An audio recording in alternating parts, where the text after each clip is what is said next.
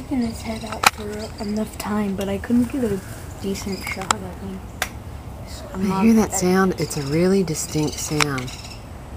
That's what made me pay attention. I thought, that does not sound like one of the songbirds around here.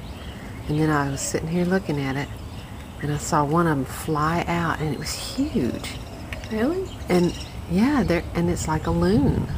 I said, that's a duck. And Jason said, ducks don't nest in trees. And I said, well, then it's a goose. Isn't it?